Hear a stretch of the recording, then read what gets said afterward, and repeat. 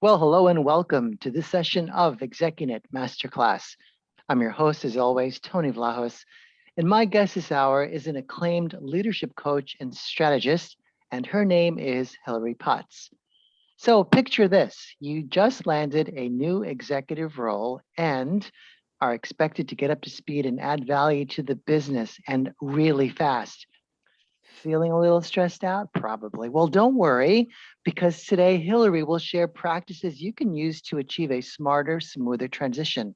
You will shine at every turn and will set the stage for success well beyond those stressful early days if you listen to what she has to say.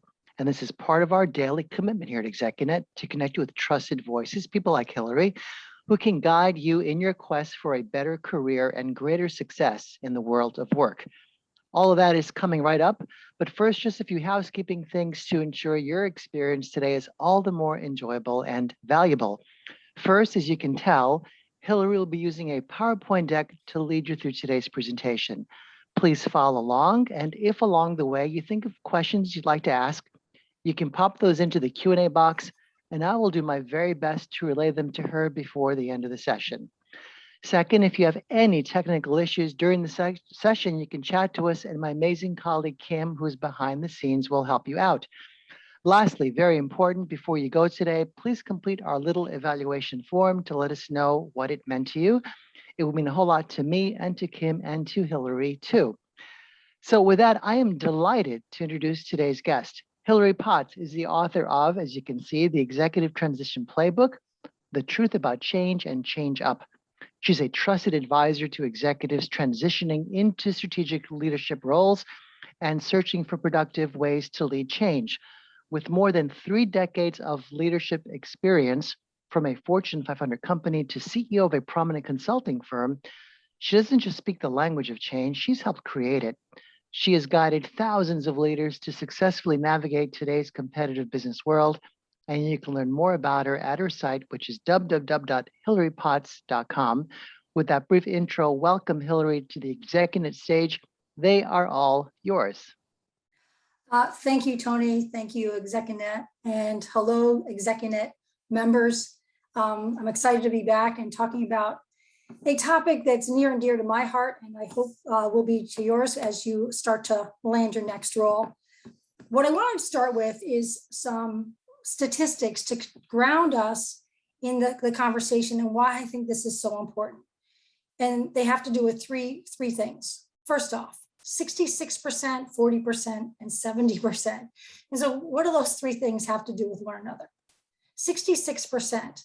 When Hansen and Calusi interviewed leaders, 66% of the leaders said that they did not feel that they were adequately prepared for the leadership role.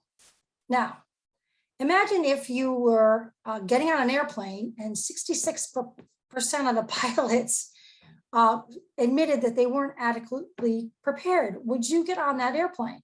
And so then I ask you, if we're not prepared as leaders, why do we expect people to follow us? Second statistic, and you might have seen this one, 40%. 40% of leaders fail, the executives fail in the first 18 months.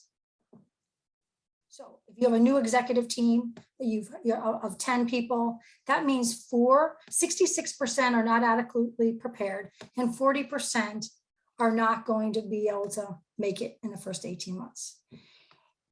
Korn Ferry estimates with the large companies that costs the business per executive $2.5 million.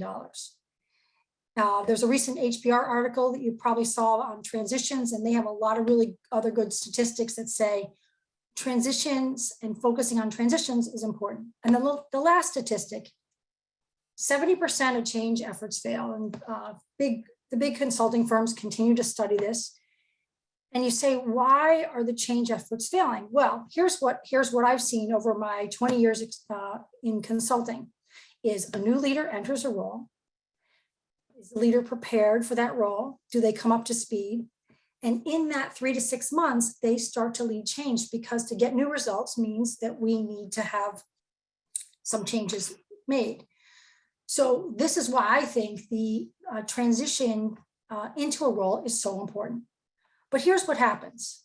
there's just some common mistakes. In my book, I go through the 10 mistakes, but I want to share a couple with you today. One is you've been interviewing, you are an expert, they've hired you because of your expertise. Now you're in the role, but you jump in and you just start to act. You jump in too quickly to make decisions. You take your old playbook that you had and you bring it into your new job. I also find that leaders a lot of times don't make the connections. They don't go broad and deep in their relationships. They surround themselves with people that talk like them, sound like them, relate to them, and all of a sudden they don't have a broad enough network for when they lead change. And then another one, which I'll bring up later too, is that your old leadership strategies may or may not work with this new situation.